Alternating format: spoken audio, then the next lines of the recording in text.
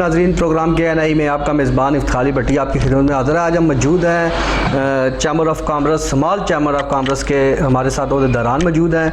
आज ये हमारी आवाम को बताएंगे कि स्मॉल चैम्बर ऑफ कॉमर्स को बनाने का मकसद क्या है और ये किस फ़ाल करती है, कौन कौन से ताजर आज़ाद कारोबारी जो तबका है वो इसमें आता है और किस तरीके से ये उनके साथ एक राब्ते में रहते हैं, उनकी फलाह बहबूद करते हैं, उनकी हेल्प करते हैं और उनकी आवाज़ बुलंद करते हैं। पूरे पाकिस्तान में इनकी चैम्बर्स मौजूद हैं। जिस आम चैम्बर ऑफ कॉमर्स है, इसी तरह स्मॉल चैम्बर ऑफ कॉमर्स भी उतनी अफादियत रखता है। छोटे कारोबारी हजरात इसमें फ़ाल करते हैं और ये दिन रात उसके लिए मेहनत करते हैं, उनके हकूक़ के लिए आवाज़ बुलंद करते हैं। कि हमारे साथ नायब सदर मौजूद हैं, इनसे पूछेंगे कि ये क्या कहते हैं। जी अस्सलाम वालेकुम।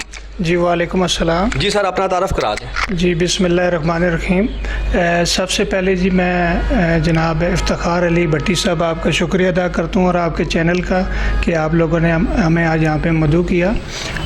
दूसरा ये है कि सबसे पहले मैं आपको ये चीज़ क्लियर कर दूँ कि ये स्मॉल चैम्बर नहीं है, Rawalpindi chamber of small traders and small industry के वाले से ये जो सा हम लोग काम कर रहे हैं। तो ये चैम्बर ऐसे ही है जैसे आम चैम्बर होता है, तो ये हमारा चैम्बर है जो कॉमर्स के अंडर रजिस्टर्ड है।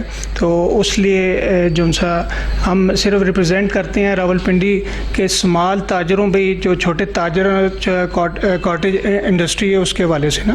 तो बकाया लोगों के मसाइल जो होते हैं जो हुकूमती इदारों तक हम पहुंचाते हैं। एक प्लेटफार्म है जो बड़ा बेहतरीन है, लोगों के मसाइल जो हल नहीं होते हैं, जो डायरेक्टली वहाँ पे पहुँच नहीं सकते हैं, तो हम एक पुल का किरदार अदा करते हैं। अच्छा, ये बताएं, जैसे आपने कहा कि ये स्मॉल, इसमें छोटे ताजरात, दरमियाने तबके के ताजरात आपके साथ हैं। इसमें ये बताएं यूनियंस जो है रावलपिंडी की या मुख्तलिफ जहाँ जहाँ आपके चैम्बर्स हैं, वहाँ की यूनियन का क्या किरदार है आपके अंदर? आया कि उनके लोग भी आपके साथ तावन करके चलते हैं या आपका एक अपना अलग दायरा है?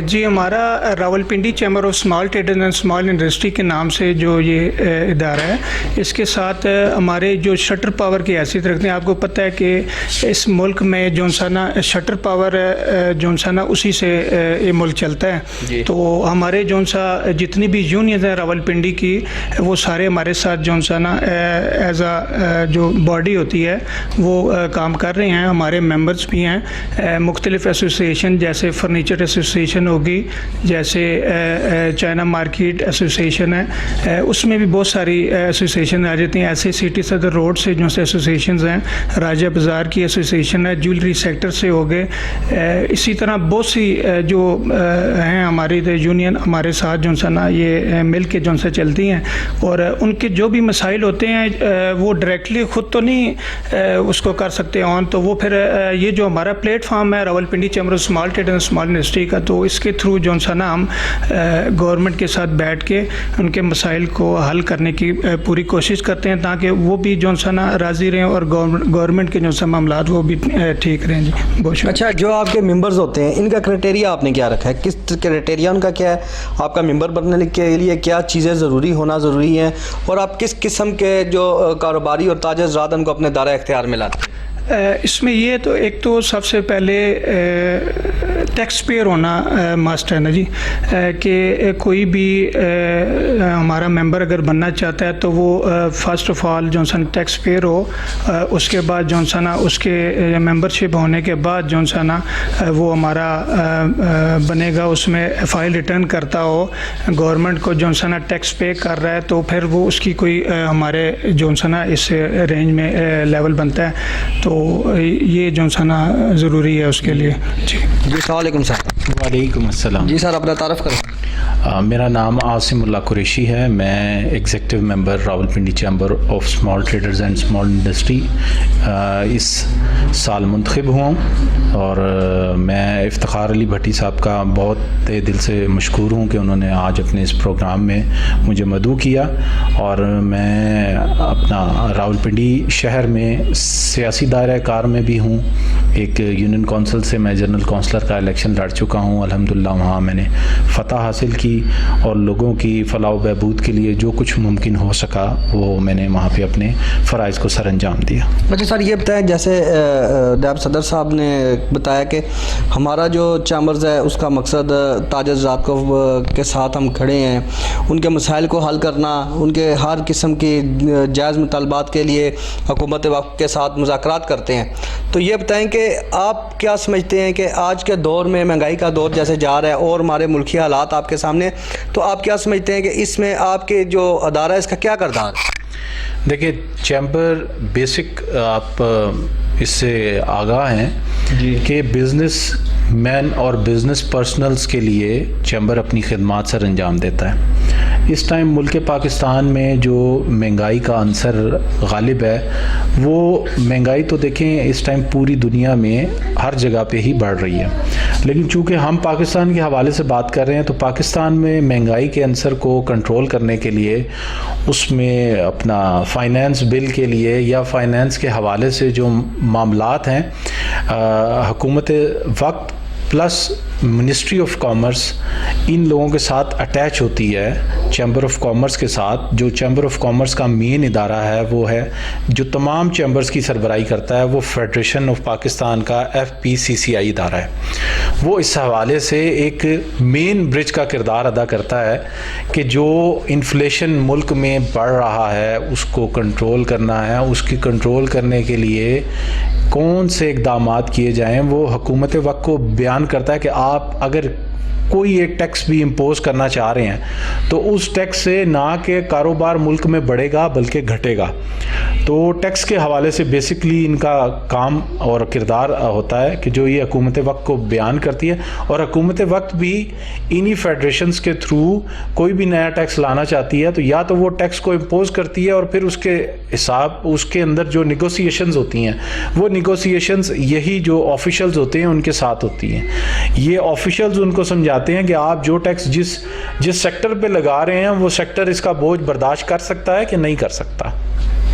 ये इसके इस हवाले से बेसिक जो सा किरदार है वो ये है। महंगाई को कंट्रोल करने के लिए इस मुल्क में इस वक्त आप देखेंगे जो डॉलर की पोजीशन है, आपके मुल्क में डॉलर इस टाइम कहाँ पे स्टैंड कर रहा है, और जो कि मेरे अपने ज़ाती राय और नाकिस राय मेरी उसमें तो मैं यही देख रहा हूँ कि ये आर्टिफिशियल बेसिस पे है। अगर आज डॉलर को किसी भी हवाले से, यानी कि जिस तरह LCs बंद हैं तो डॉलर कंट्रोल्ड है, LC खुलती जाएंगी तो डॉलर को फिर आप कैसे काबू करेंगे? डॉलर तो काबू नहीं हो सकता। अच्छा, ये बताया ताजर ज़ात हो गए, जो स्मॉल बिजनेस के लोग हैं वो हो गए, इनके आए दिन ताजरों के मसाइल चलते रहते हैं। तो स्मॉल बिजनेस के जो ताजर ज़ात हैं उनके मसाइल को हल करने की, जैसे load shedding, gas load shedding, सर्दियों का आप जा रहे आगे गैस लोड शेडिंग आ जाएगी, फिर गर्मियों में बिजली लोड शेडिंग, टैक्सेस के मामला, मुख्तलिफ़ किस्म के महकमा जात उनकी तरफ से ऑपरेशन होना,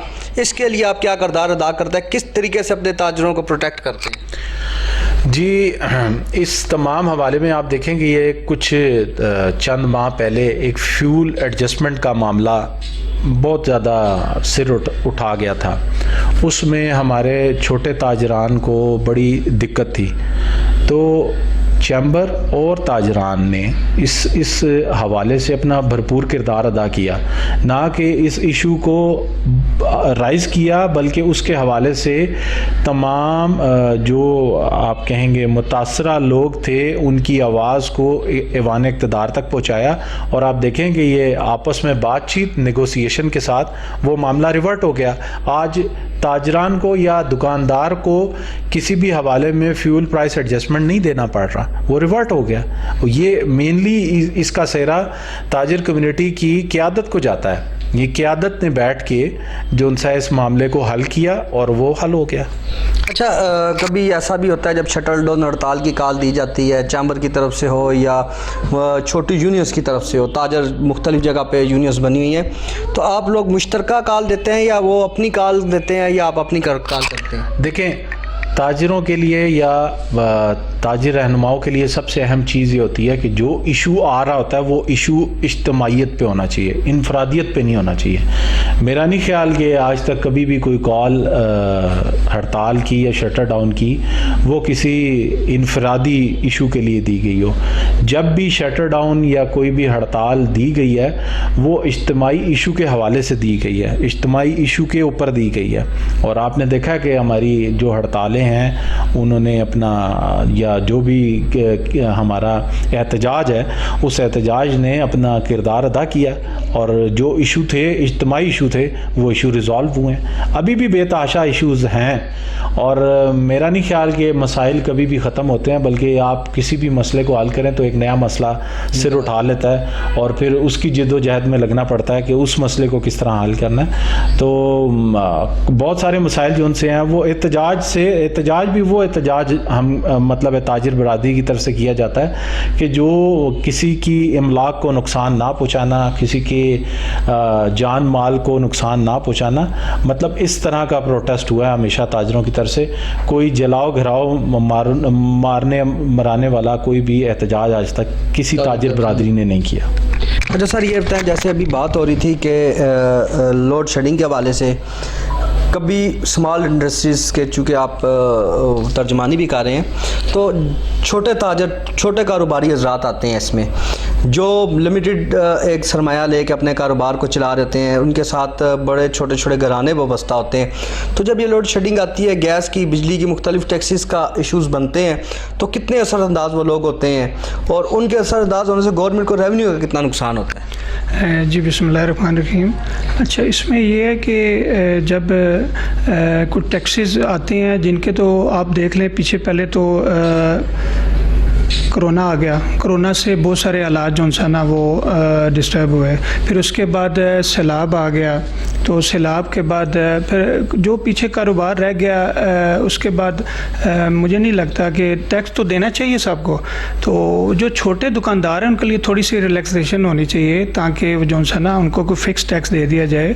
तो हमारी यही दरख्वास्त होती है हुकूमती इदारों से कि एक अलग-अलग जो कि टैक्स जैसे PHA के वाले से बोर्ड टैक्स के आजकल इशू बने हुए हैं, उधर से कॉरपोरेशन वालों ने अलग जो सा ना वो चार्ज किया। तो ये मसाइल जो सा हम कहते हैं कि टेबल टॉक करके इसको अच्छे तरीके से जो सा ना हल किए जाएँ, नहीं तो जो छोटा दुकानदार है वो तो मर जाएगा, तो वो तो फिर कैसे सर्वाइव कर सकेगा। तो इसलिए ऐसे मसाइल हम जो सा ना उसको हल करने की कोशिश करते हैं कि अच्छे तरीके से जो सा ना। अभी हमने पीछे रिसेंटली डायरेक्टर थे PHA के, वो हमारे पास आए, हमने उनको बुलाया था ना कि भाई ऐसे ऐसे मसाइल है, पूरे बाज़ारों में जो सा ना सारे परेशान हैं कि हमें टैक्स से काम है नहीं है किसी वाले से। तो वो फिर हम उनसे ज़रा बात कर रहे हैं कि आप लोगों ने बहुत ज़्यादा कईयों के 25-25 हज़ार रुपये के जो सा ना जी भेज दिए हैं, जैसे PHA के वाले से ना बोर्ड टैक्स की आजकल इशू चल रहे हैं जो। तो पीछे ऐसी मसाइल थे, जैसे आप प्रॉपर्टी टैक्स के वाले से लगा लें, बहुत ज़्यादा लगा दिए, तो वो फिर उस पर जब हम देखते हैं कि टेबल टॉक नहीं है। हमारे ग्रुप लीडर है मलिक शहीद गफूर पराचा साहब, उनकी चूँकि सरबराही होती है, तो ये Rawalpindi chamber of small trade and small industry के वाले से, तो वो फिर सबसे पहले कोशिश होती है कि टेबल पे बात करें और मामलात को जो सा ना करें, ना हो तो वो फिर एहतजाज की तरफ मजबूरन हमें जो सा ना जाना पड़ता है। तो इसलिए हमारी कोशिश नहीं होती कि हम एहतजाज करें, पर जब मसाइल का हल नहीं हो रहा होता तो हमारी सुनवाई अगर नहीं होती तो वो फिर उसके बाद जो सा ना आखिरी अरबा जो सा ना एहतजाज होता है। तो ये जो सा ना भाई पिस गए हैं जो सा ना छोटे कारोबारी, जैसे आपने बात की थी इसके अंदर। जी नाज़रीन, प्रोग्राम में एक शॉर्ट कमर्शियल ब्रेक का वक्त है। ब्रेक के बाद तर्जमान हमारे साथ बैठे हैं चैम्बर ऑफ कॉमर्स के, ये हैं नायब सदर हैं, एग्जीक्यूटिव मेंबर भी हमारे साथ मौजूद हैं। ये अपनी ताजर बरादरी के स्मॉल चैम्बर इंडस्ट्री के बारे में आगाह कर रहे हैं कि इसका काम क्या है और किस तरीके से हुकूमत वक्त के साथ बैठ कर ये अपने ताजर हज़रात के मसाइल को हल कर रहे हैं। शॉर्ट कमर्शियल ब्रेक के बाद दोबारा गुफ्तगू का आगाज़ करेंगे।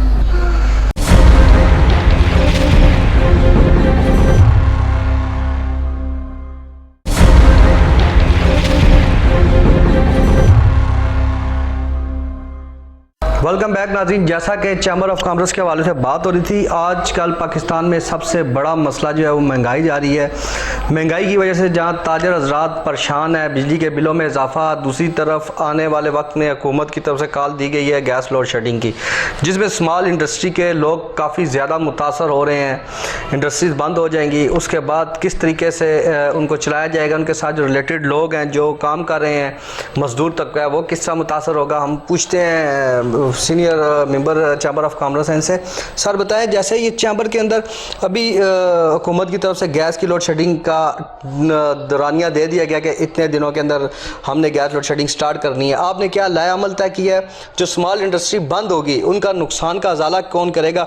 दुकान, मकान या कोई भी प्लाट जहाँ पर इंडस्ट्री लगाई जाती है, उसका किराया या वाजिबात तो उससे अदा करने हैं, तो वो ताजर 2-4 महीने बंद करने के बाद कैसे उसको रेवेन्यू की जनरेट करेगा? जी, इसमें ये इशू जोन सा है पिछले 2-3 दिन से काफ़ी सर्कल कर रहा है कि नोटिसेस जारी हुए हैं उन होटल और रेस्टोरेंट या फिर जो छोटे यूनिट्स लगे हुए हैं या कोई ऐसी सनत है जिसको गैस दी जाती है, यानी कि कमर्शियल यूनिट के एतबार से उनको नोटिसेस जारी किए गए हैं कि 1 नवंबर से उनके कनेक्शंस जो उनसे हैं वो मुनक़ता कर दिए जाएंगे। तो इस हवाले से कल रावलपिंडी रीजन के अंदर टेक्सला और वाह में एक प्रेस कॉन्फ्रेंस भी हुई है एहतजाजन इसी हवाले से, और उसमें हमारे ऑफिशियल्स मौजूद थे। रेस्टोरेंट्स और होटल्स के जो नुमाइंदगान थे वो भी बेकरी सेक्टर के, फर्नीचर सेक्टर के और छोटी सनत जो कि गैस के साथ मुंसलिक है, वो लोग उसमें शामिल थे। उन्होंने अपना मौक़िफ़ उस प्रेस कॉन्फ्रेंस में बयान किया और हमारे ऑफिशियल्स ने, हमारे ग्रुप लीडर ने, हमारे चैम्बर प्रेसिडेंट ने ये इशू जोन सा है वो इस टाइम पे हुकूमती सर्कल से जो लोग जुड़े हैं, यानी कि जो इस टाइम पे हुकूमत में मौजूद जमातें हैं, उनके रहनुमाओं के साथ ये बात डिस्कस की है, उन तक ये पैगाम पहुँचाया है कि ये एक बहुत बड़ा नुकसान है और एक बहुत बड़ा ये माशी कत्ल है। क्योंकि देखें आप, किसी भी रेस्टोरेंट में कोई फ़र्द वाहिद नहीं होता, एक पूरी टीम वहाँ पे काम कर रही होती है, किचन से लेके और सर्विंग तक, और सर्विंग से लेके डिश वॉशिंग तक, ये पूरा एक अमला होता है। तो जब इस तरह कोई एक सेक्टर मुतासिर होगा तो वो फिर एक शख्स का चूल्हा बंद नहीं होगा, उस एक होटल के बंद होने से या एक रेस्टोरेंट के बंद होने से कई लोगों के चूल्हे बंद होंगे। तो मुल्क इस टाइम पे मसाइल से दो चार है और मुल्क को मसाइल का सामना है, लेकिन इन हालात में ये इशू आना और इस इशू के आने की वजह क्या है? हुकूमत जो पिछले 4-5 माह से हुकूमत में है, अप्रैल से, उन्होंने इसकी सर्दी के सीज़न को आने से पहले इसके ऊपर किसी किस्म की वर्किंग क्यों नहीं की कि ये मसले मसाइल दरपेश आए। तो मेरा नहीं ख्याल कि इसमें हम ये कह सकते हैं कि ये कोई कुदरती आफत है। हर जी शऊर को पता है कि ख़ज़ा के बाद कौन सा मौसम आता है और गर्मा के बाद कौन सा मौसम आता है, तो इसकी वर्किंग पहले से की जानी चाहिए थी, जो कि मेरा नहीं ख्याल कि किसी हिसाब में अच्छे तरीके से हुई है। अगर आप घरेलू सार्फिन को गैस दे के और कमर्शियल सार्फिन से गैस बंद करना चाह रहे हैं तो ये कोई बैलेंस काम नहीं है। घरेलू सार्फिन का इस्तेमाल कम होना है, तो यानी कि उसके लिए आपके पास अवेलेबिलिटी है, और जो आपके कमर्शियल यूनिट्स हैं उनका इस्तेमाल ज़्यादा होना है और उसके लिए आपके पास अवेलेबिलिटी नहीं है। तो ये कोई जस्टिफाइड आंसर नहीं है इस इशू के हवाले से। जी सर, जैसा गैस लोड शेडिंग के हवाले से बात कर रहे हैं, तो जैसा उन्होंने एक बात की कि घरेलू सार्फिन का चूल्हा कम वक्त के लिए जलता है, दूसरी तरफ आपको क्या नज़र आता है जब इंडस्ट्रीज़ बंद होंगी तो चूल्हा कैसे जलेगा? जब चूल्हा जलाने वाला कमा के घर नहीं लाएगा, जब उसके घर तक रेवेन्यू जनरेट नहीं होगा तो अफाकों की नौबत आ जाएगी। तो किस तरीके से घरेलू सार्फिन जो हैं वो अपने घरेलू हालात चला सकते जब उनका कारोबार ठप हो जाएगा?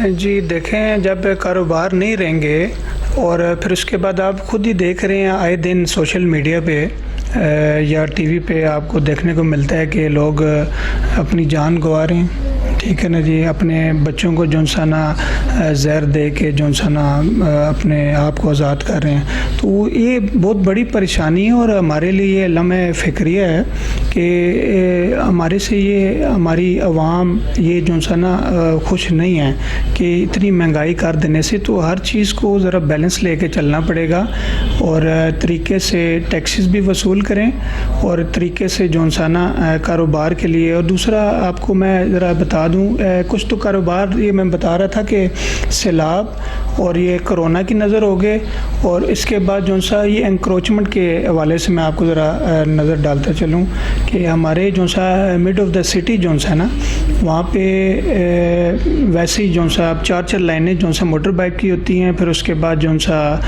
आगे रेडियाँ लगी होती हैं। फिर जब हम लोग ये कॉरपोरेशन वालों को TMA वालों को दरख्वास्त करते हैं कि ये ऑपरेशन करके एंक्रोचमेंट को ये जो सा क्लियर करें, तो वो फिर आगे से सबसे पहला स्टेप रखते हैं कि वो दुकानदारों के शटर तोड़ना शुरू कर देते हैं। उसमें ये होता है कि फिर दुकानदार जो सा उनसे रिक्वेस्ट करते हैं कि मेहरबानी करके ये सारा ऑपरेशन रोक दिया जाए, जिसमें पुलिस भी शामिल होती है भाई ये ऑपरेशन करने के लिए। जब ये TMA वाले भी होते हैं सारे, फिर पूरा एक ऑपरेशन होता है ना ऑफिशियल तरीके से, तो वो फिर काम फिर सारा रुक जाता है।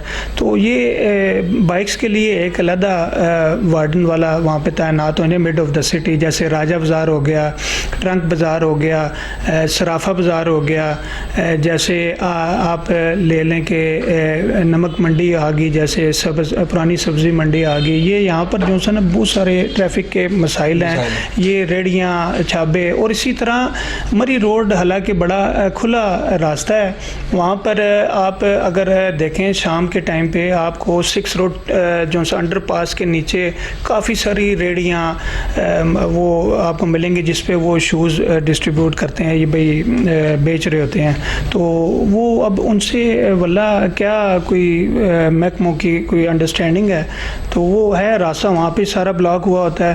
फिर उसके बाद आप आ जाए नाज सिनेमा के जो सबका जो चौक है, नाज सिनेमा, नाज पॉइंट कहते हैं, उसके सामने पूरी एक कतार होती है, वहाँ पे सारा ट्रैफिक का फ्लो जो सा ना वो स्टॉप हुआ होता है। वैसे तो फ्लो होना चाहिए वहाँ पर, कोई रुकावट नहीं होनी चाहिए, वो हो गया। फिर इसी तरह आगे आप चले जाएँ शमशाबाद, रहमानाबाद के करीब बहुत सारी बड़ी लाइन होती है।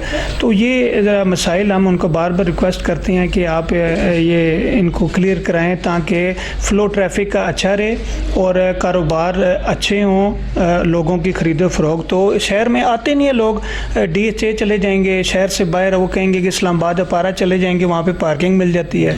तो हमारे यहाँ के कारोबार काफ़ी मुतासिर हैं।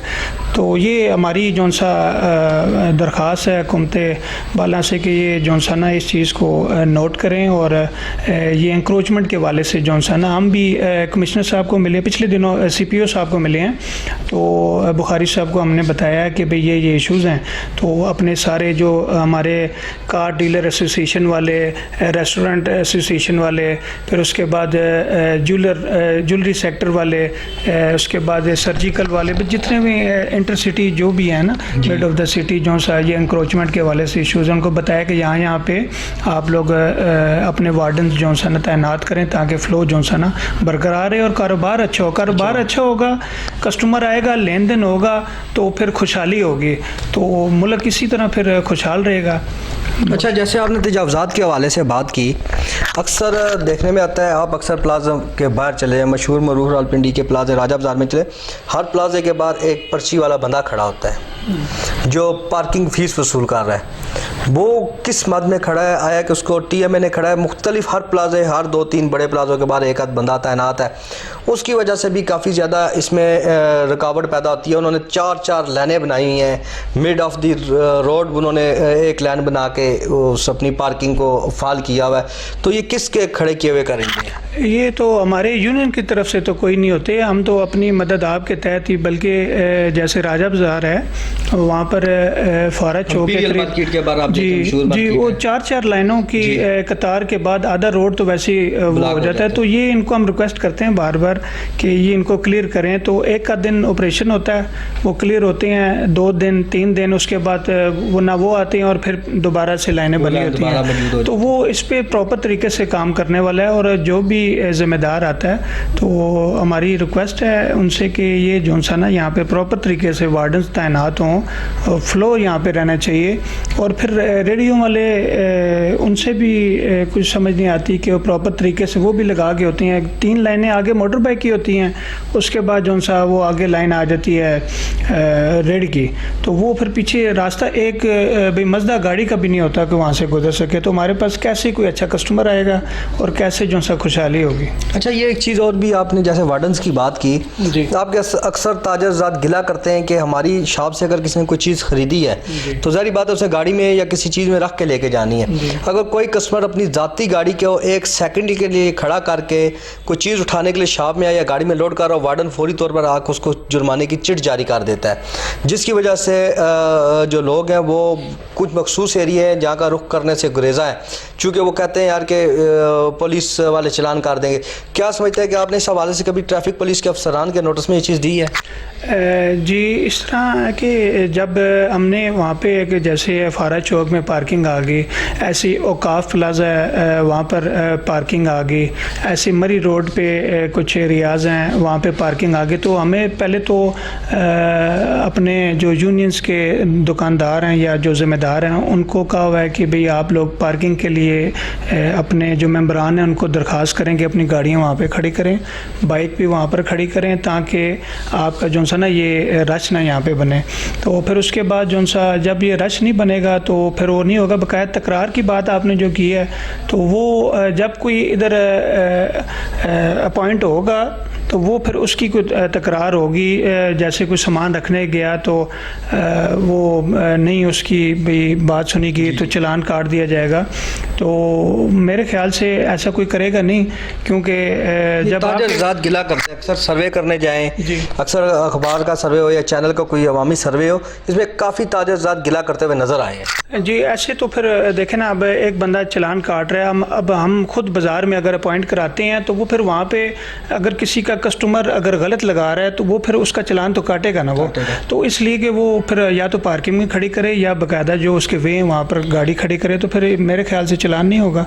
तो वो अब गलत पार्क करने से तो फिर चालान काटेगा। तो ये ज़रा ताउन दुकानदारों को भी करना चाहिए और इंतज़ामिया को भी जो सा ना ताउन करना, मिल के जो सा ना ये काम होते हैं।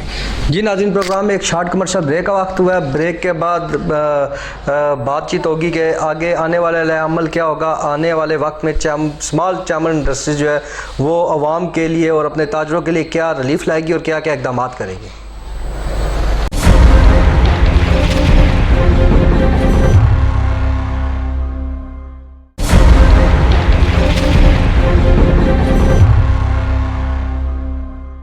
बैक नाज़रीन, जैसा कि स्मॉल इंडस्ट्रीज़ के हवाले से बात हुई, अभी ज़रा बात करते हैं इस्लामी हवाले से भी।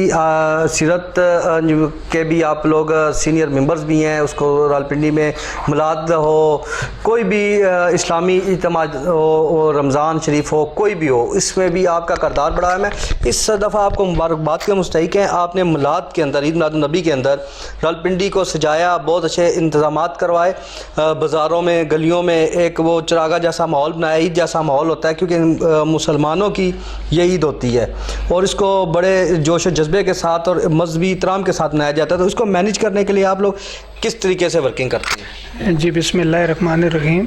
अच्छा, इसमें यह है कि एक तो दोस्तों ने हमारी ड्यूटी लगाई है, जैसा कि आसिमुल्लाह कुरैशी साहब भी नाइब सदर हैं मरकज़ी सीरत मिलाद कमेटी रावलपिंडी के, और मुझे भी ड्यूटी दी है उन्होंने नाइब सदर के हवाले से, मरकज़ी सीरत मिलाद कमेटी के हवाले से। तो सबसे पहले तो मैं इंतज़ामिया का और अपने साथ जितने दोस्त अहबाब जिन्होंने सारी एफ़र्ट्स किए इसको खूबसूरत बनाने के लिए, उन सब को खराज तहसीन पेश करता हूँ कि बड़े एहसन तरीके से इंतज़ामिया ने मामलात को डील किया, बड़ा खूबसूरत जुनसा रहा। और हमारे सदर नदीम शेख साहब जो कि हमारे ग्रुप चेयरमैन भी हैं Rawalpindi chamber of small trade and small industry में, और यहाँ पे हमारे प्रेसिडेंट हैं मरकज़ी सीरत मिलाद कमेटी में, तो उनका शुक्रिया, उनकी रहनुमाई मिलती है, उनकी नज़र शफ़क़त रहती है। तो ये सारे बड़े एहसन तरीके से मामलात हुए, तो इस दफ़ा वहाँ पर उन्होंने रिक्वेस्ट की थी लेडीज़ के हवाले से कि भाई हमारी दरख्वास्त है कि आप लोग चूँकि जब रश हो जाता है तो घर में मिलाद शरीफ के हवाले से महफिल सजाएँ, वज़ू रहें, दुरूद-उस-सलाम के नजराने पेश करें, आपस में घरों में मोहल्ले में आएँ जाएँ एक दूसरे के पास और ऐसे महफिल का इनेकाद करें। तो वो एक इस दफ़ा रिक्वेस्ट की थी हमारे सदर नदीम शेख साहब ने, तो हम सब ने उस पर आमीन किया। पूरी जो सा मिलाद कमेटियों के वाले से जो हमारे इस पिंडी शहर में वर्किंग करने वाले हैं वो सारों ने इस पे आमीन किया और लोगों ने बहुत जो सा ना इसको पसंद किया कि भाई अगर कोई लेडीज़ अगर शाम को आ जाएँ, जब रश बना हो वहाँ पे कोई ना कोई मुख्तलिफ लोग आए होते हैं, कोई मकतबा फ़िक्र से, तो वो फिर वहाँ पे कोई ऐसा कोई बदतमीज़ी किसी लेडीज़ के साथ ना हो जिस वजह से ये चीज़ की जाती है कि भाई उसमें एहतियात बरती जाए। बकाया जो सा कुम है तो ये तो हुज़ूर का मिलाद है, तो उसके लिए तो फिर हमारी जानें भी कुर्बान हैं। तो वो फिर खूबसूरतियाँ, ये चरागां, ये सारी बारें जो सा, और आज मुझे जो इज़्ज़तें मिली हुई हैं ये सारी इस मरकज़ी सीरत मिलाद शरीफ के जो सा ना हवाले से हैं। तो अल्लाह ताला हम सब को जो सा हुज़ूर का मिलाद मनाने की तौफ़ीक अता फ़रमाए। बहुत शुक्रिया जी सर। जैसा मिलाद के हवाले से बात की जाए तो क्या आपकी सीरत कमेटी इंतज़ामिया के साथ कितने अर्सा पहले इसके ऊपर वर्किंग करती है? इतना बड़ा इवेंट रावलपिंडी में होता है, मुहर्रम के बाद जब इवेंट ये आता है मिलाद का, तो दुनिया भर का बहुत बड़ा ये इवेंट होता है। इस्लामी ममालिक में ईद जैसा समा होता है, पाकिस्तान में बड़े अकीदत इतराम से मनाया जाता है, ख़त्म नबूवत के ऊपर बड़ी बात होती है। तो आप तय आप क्या इसके तर्जुमानी जब करते हैं तो कैसा महसूस होता है? जी अल्हम्दुलिल्लाह, अल्लाह पाक का करम, शुक्र फ़ज़ल कि ये जो ड्यूटी सरकार के मिलाद के हवाले से हमारी लगी हुई है, हम ये समझते हैं कि ये हमारे लिए सादत का मकाम है कि ये ड्यूटी हम खुद, आप ज़िंदगी में बहुत सारे कामों के लिए खुद हिम्मत करते हैं और ये स्पेशली ऐसी सादत है कि इसके लिए हम जब भी हों, जहाँ पे भी हों, हम में हिम्मत सरकार खुद डाल देते हैं, क्योंकि उन्होंने हम ये समझते हैं कि हमें चुना गया है इस काम के लिए, हम खुद से इस काम के काबिल ना थे और हमें चुना गया है सरकार की तरफ से इस काम के लिए, इस खिदमत के लिए, हजूर के मिलाद के लिए। तो हम अपनी तमाम तरजीहात को बलाए ताक रखते हुए, हमारी मिलाद के हवाले से सबसे बड़ी तरजीह यही होती है कि मिलाद में जो गुज़श्ता कुछ अवाइल में खराफात थीं, उन खराफात को दूर किया जाए ताकि हजूर के मिलाद में पढ़ा जाने वाला दरूद पाक, नाते रसूल मकबूल जो उनसी है, वो एक एहसन तरीके से अच्छे अंदाज में एक गुलदस्ते की शक्ल इख्तियार कर ले और नबी करीम सल्लल्लाहु अलैहि वसल्लम की बारगाह में वो एक अच्छे और एहसन अंदाज में पेश हो। देखें, हम घरों में अपने बच्चों की अपनी शादी की सालगिरह मनाते हैं, सेम इस तरह ये हजूर नबी करीम सल्लल्लाहु अलैहि वसल्लम की इस दुनिया में आमद का दिन है और जब कि वो इस दुनिया में तशरीफ़ लाए तो रहमतुल लिल आलमीन बनाकर भेजे गए। तो हमें चाहिए उस दिन को एहसन तरीके से, अच्छे तरीके से हजूर के मिलाद को मनाना चाहिए और हजूर के मिलाद में जो खराफात हैं उनको दूर करना चाहिए, उसमें अपना किरदार अदा करना चाहिए ताकि हमारे फ़िक्के पे उठने वाली जो सी बातें हैं, जो और लोग इस उंगलियां उठाते हैं, वो ना उठ सकें। हजूर के मिलाद को अच्छे तरीके से मनाना चाहिए, लेकिन उसके साथ नमाज को भी कायम करना चाहिए। हम मिलाद शरीफ के आने से पहले कुछ 10 दिन पहले हम एक कैंपेन शुरू करते हैं जिनमें हम आगाही बैनर्स लगाते हैं। वो मरकज़ी सीरत व मिलाद कमेटी की तरफ से हमारे आगाही बैनर पूरे शहर में लगते हैं जिनमें हम नमाज के हवाले से, दुरूद पाक के हवाले से, ख़वातीन से इल्तमास थी, जहाँ हमारा ये एजेंडा था कि ख़वातीन जो है वो शाम के वक्त जुलूस में शामिल ना हो और जुलूस में साफ़ सुथरे अच्छे लिबास से आप शामिल हों, बावज़ू रहें, दुरूद व सलाम पढ़ते रहें और हर किस्म की बुराई से आप अपने आप को बचाएं और लोगों को भी अवेयरनेस दें कि वो इन बुरे कामों से, बुरी चीज़ों से अपने आप को बचाएं ताकि कि किसी गुनाह और किसी गुनाह के मुर्तकिब ना हो सके। अच्छा, दूसरी तरफ अगर आपकी प्रोफेशनल उसकी तरफ बात की जाए तो जैसा तजावज़ात के हवाले से बात हुई, आज आपको पता है कि सबसे बड़ा एक मसला और भी है ताजरों के लिए, पंजाब फूड अथॉरिटी की तरफ से शुरू के दिनों में बेदरेक कार्रवाइयाँ की गई, मुख्तलिफ़ किस्म के चलान दिए गए, सील का सिलसिला जारी था और मामलात। तो इसको रोकने के लिए आप लोगों ने क्या मुज़ाकरात किए, क्या इक़दाम किए?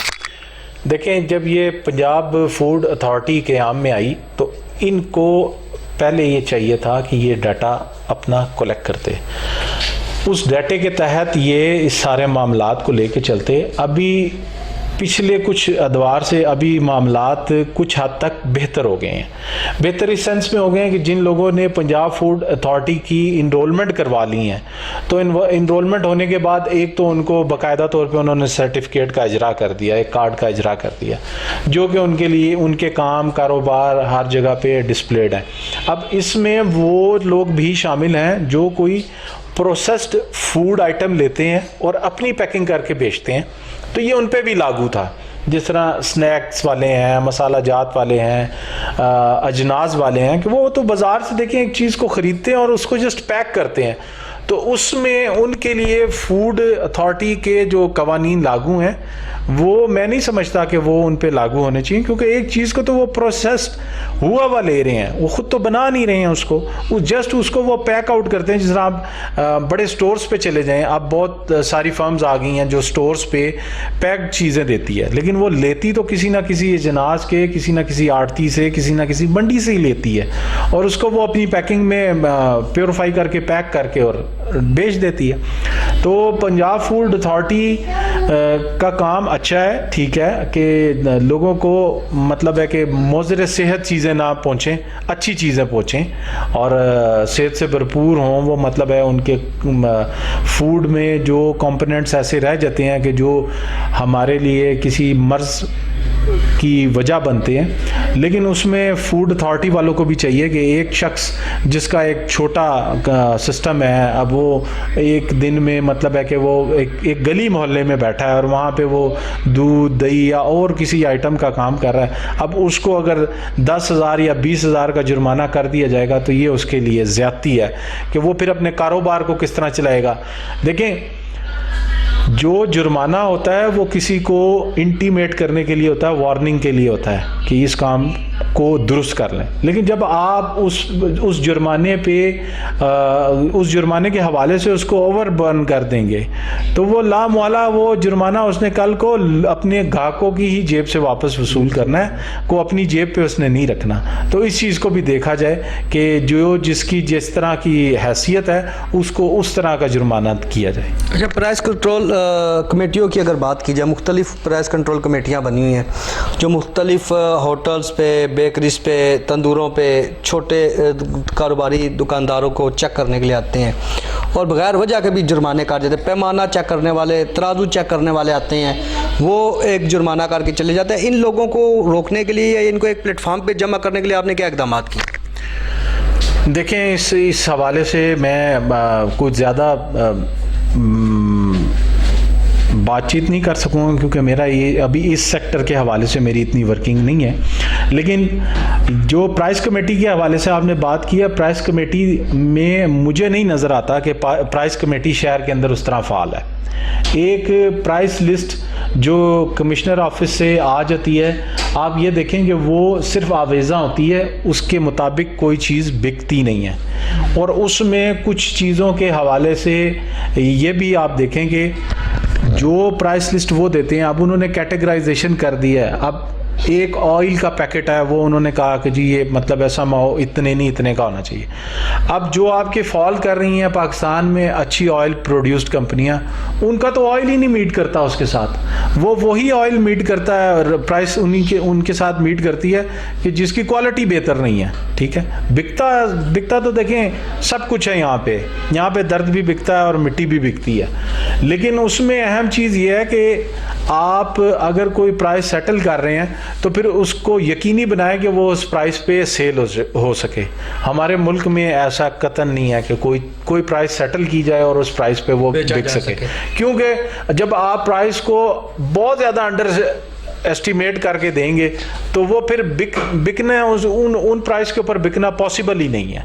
आप मार्केट की करंट प्राइसेस के एतबार से या तो पहले आप सेटल करें ना, आड़त को सेटल करें, जो चीज़ें आ रही हैं बाहर से हमारे मुल्क में बिकने के लिए, सब्जियां हैं और चीज़ें हैं, उनको पहले सेटल तो कर लेना। जब एक चीज़ मुल्क में आपके पास पूरी मिकदार में मौजूद नहीं है तो फिर वो तो आपको पता है ब्लैक मार्केट ही होगी ना, वो करंट मार्केट तो नहीं हो सकता। अच्छा सर, चूँकि प्रोग्राम का वक्त भी ख़त्म हो रहा है, आप अपनी ताजर बलादरी जो आपके साथ है, आपकी चैम्बर्स के साथ है, उनके लिए क्या मैसेज देंगे? आपके जो मरकज़ी सदर भी हैं गफूर प्राचा साहब, अगर उनकी बात की जाए, उन्होंने बड़ी खिदमत अदा की हैं। राजा बाज़ार के भी वो सदर हैं, उन्होंने काफ़ी खिदमत अदा की हैं, ताजर बरादरी के लिए एक ज़िंदगी वक्फ कर दी है। उनके हमेशा उन्होंने कानून के ऊपर रह के बात की, कानून के दायरा इख्तियार में रह के ताजरों की मदद की। आप उनके ग्रुप से हैं, तो आपकी चैम्बर के जो लोग हैं वो किस तरीके से गवर्नमेंट के रेवेन्यू में इजाफा कर रहे हैं, और प्राचा साहब के वीएन को आप किस तरीके से चला रहे हैं? जी, इसमें यह है कि आप कह रहे हैं कि ताजरों के हवाले से क्या मैसेज है।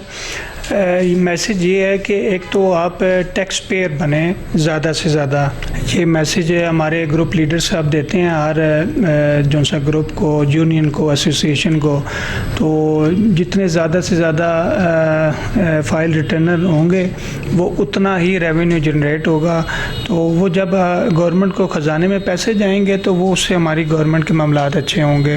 तो ये तो सबसे पहला काम है ना, तो इसको करना ज़रूरी है। जी सर, आप क्या मैसेज देना चाहते हैं? जी, हमारे जो ग्रुप लीडर हैं जनाब शाहिद गफूर प्राचा साहब, वो काफ़ी अरसे से फील्ड के अंदर अपने ताजिर भाइयों की बिला तखसीस और बिला तफरीक अपना खिदमत कर रहे हैं। कोई भी इशू हो, सेल्स टैक्स का इशू हो, बोर्ड टैक्स का इशू हो, प्राइस कमेटी का इशू हो, इंक्रोचमेंट हो, वो हर इशू के ऊपर अपनी आवाज़ बुलंद करते हैं और मैक्सिमम उन चीज़ों को टारगेट करते हैं कि जिससे शहर के अंदर, शहर के साइड पे, अवाइल में कारोबार काम बढ़े।